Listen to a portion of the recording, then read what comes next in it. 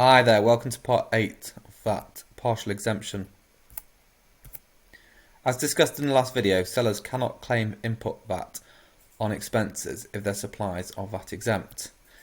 Input VAT is the VAT paid on expenses to reclaim. What if their supplies are a mix of a VAT exempt and taxable for VAT? A business with mixed supplies above the de minimis limit, more on this will be soon, will need to apply a partial exemption calculation to its VAT reclaim. The de minimis limit. If the total value of the input VAT that directly relates to exempt supplies is more than £625 per month on average, or 50% of the total VAT to claim in the period, it will be above the de minimis limit and require a partial exemption calculation. If it is below this limit, you can claim the input VAT on the exempt supplies too.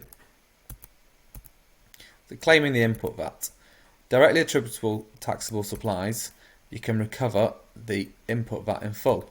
Directly attributable to exempt supplies, you cannot recover the input VAT unless it qualifies for the de minimis rule, as we saw on the last slide.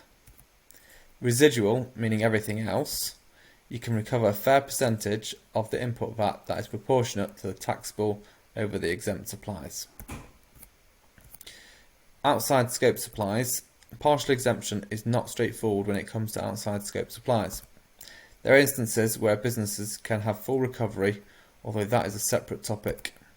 In summary, a seller providing goods or services that are exempt from VAT cannot reclaim VAT on expenses. However, if the supplies are a mix of exempt and taxable, the seller will need to apply a partial exemption, subject to the de minimis limit. Some sellers with outside scope supplies can have full recovery on the input VAT. Partial exemption is a very complex area of VAT. This is a brief outline, but you should always consult with your advisor.